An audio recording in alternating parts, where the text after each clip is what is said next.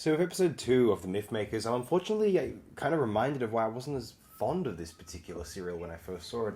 I find this Troy stuff with Vicky not all that interesting. It's just, oh, she's a spy. No, she's the god. Oh, she's a spy. Like, who needs it? Then Steven comes in as Diomedes. I always thought it was pronounced Diomedes, not Diomedes as well, but whatever. Diomedes is like the coolest character in the entire Iliad. Like him and Odysseus is like the coolest duo in the history of classical literature for sure. Anyway, I found that this was not the most engaging episode of classic Doctor Who I've ever seen, and I was kind of distracted and kind of waiting for it to be over, and I felt that way.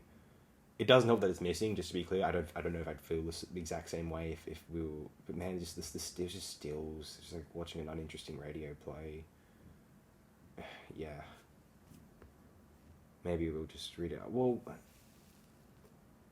I think it's unfortunate here as well. Like, part of the reason I'm not as fond of the Mythmakers is I think Vicky was a strong character, and I kind of wish she stuck around. I don't know. The Doctor kind of just lets Vicky.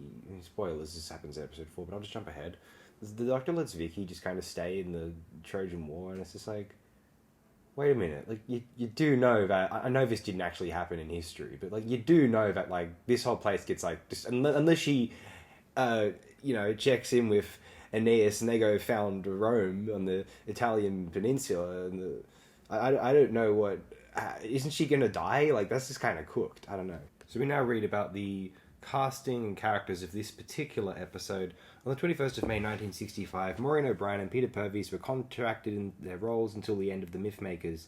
During the production break after the filming of Galaxy 4 and Mission to the Unknown, Wiles decided to renew Purves for a further 20 episodes, while not renewing O'Brien's contract, having witnessed her arguing about her lines during rehearsals for Galaxy 4.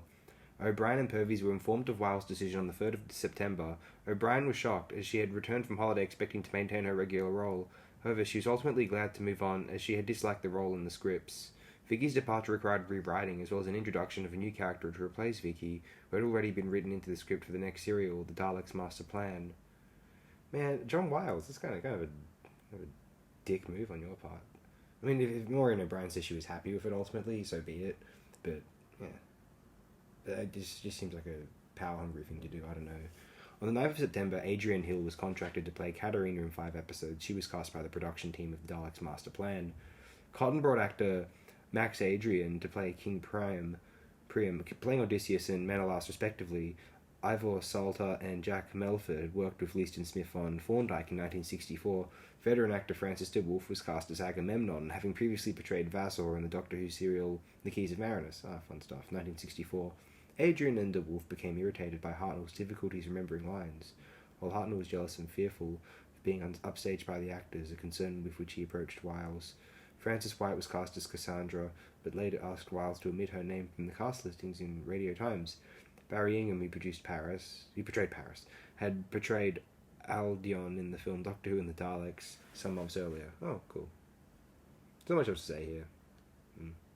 Vicky was cool. Okay, just to be clear, I'm thinking about it now. I'm doing some reading now. I don't think the Doctor just, like, lets Vicky leave. I think she, like, kind of runs off on her own accord. Okay, we'll see what happens in episode 4 when we get there.